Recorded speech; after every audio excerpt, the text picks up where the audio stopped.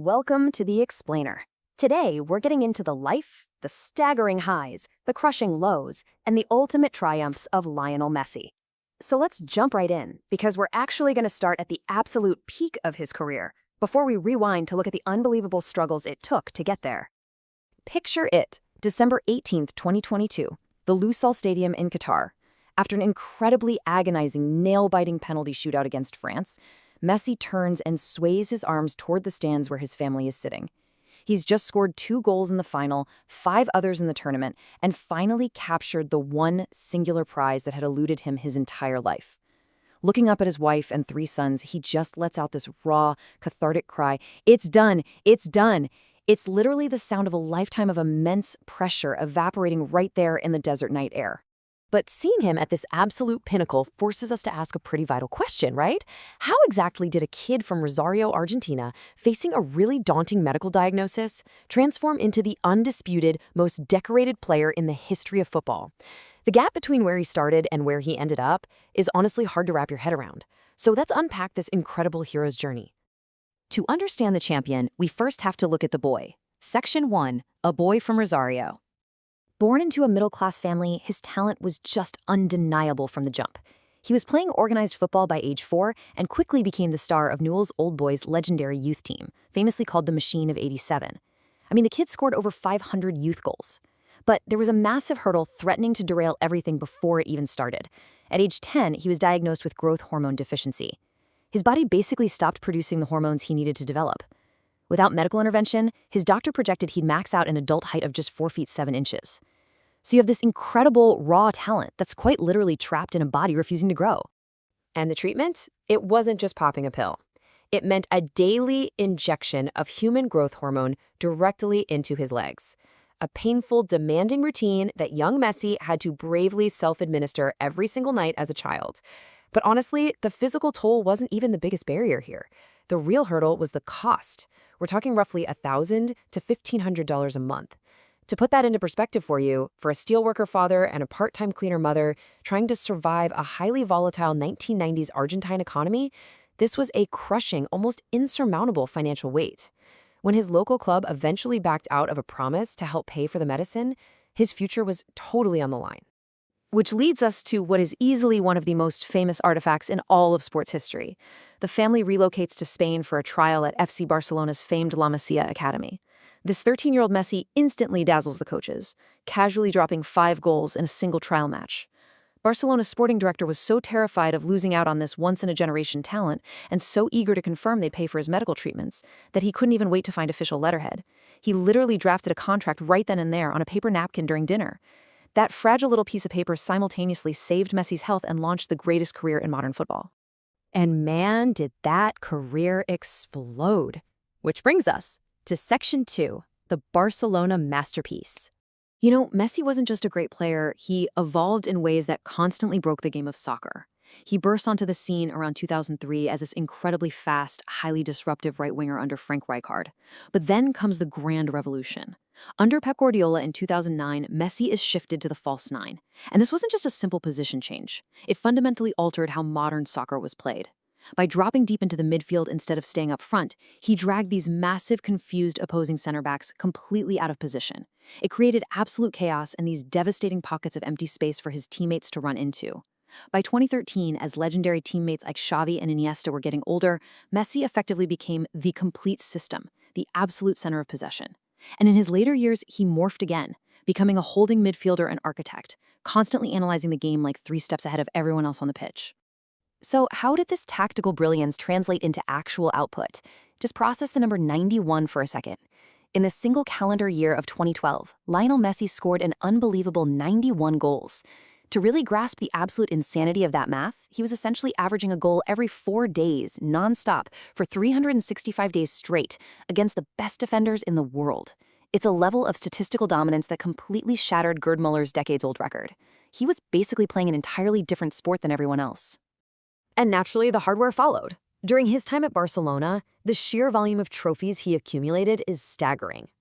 10 La Liga titles, 4 Champions League crowns, 7 Copa del Reys. He collected 6 European Golden Shoes and 6 of his Ballon d'Or awards, the prize for the best player in the world, all while wearing the famous claret and blue.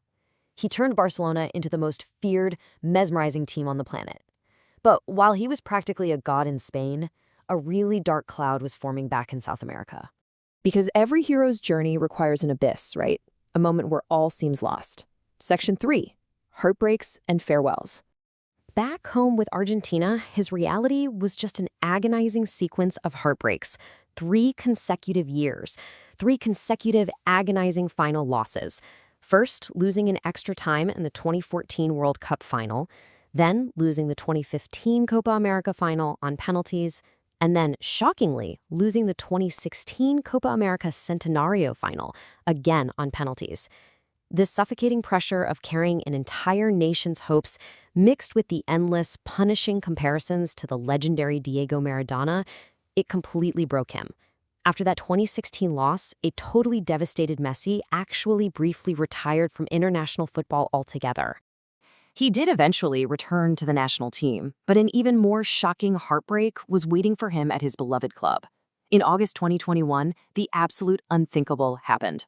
Barcelona's president, Joan Laporta, stated, "The basis of everything is the calamitous and disastrous situation left by the previous board. We had no margin on salary." Basically, because of immense debt and incredibly strict La Liga financial regulations, Barcelona legally could not register Messi's new contract. This was even after he had already agreed to a massive 50% pay cut just to stay. It's honestly one of the most tragic ironies in sports. The boy who was saved by a contract scribbled on a napkin was now being forced out by an unyielding spreadsheet. In an incredibly heavy, tearful press conference at Camp Nou, a devastated Messi confirmed his forced exit. He never wanted to leave the club that had paid for his medical treatments as a kid and raised him into a global superstar. It was just an unceremonious, shocking end to the greatest club run in history. But out of the ashes of that devastating club departure came a renewed, laser-focused dedication to his country. Section 4, the ultimate prize. Which brings us right back to Qatar 2022. That final against France wasn't just a match, it was a heavyweight boxing match between 2 generational talents. Messi opens the scoring, and Argentina is absolutely dominating the early rounds. But then, his PSG teammate, Kylian Mbappe, lands a devastating combo, scoring twice in 90 seconds to suddenly force extra time. The tension is just unbearable. In extra time, Messi scores a scrappy, desperate goal to restore the lead. It feels over, right? But Mbappe strikes back again, burying a penalty to tie it 3-3. Finally, this completely chaotic battle goes to a shootout. Messi steps up, coolly slots the first penalty to shift the momentum, and Argentina goes on to win 4-2. That night ended Argentina's 36-year wait for the World Cup trophy.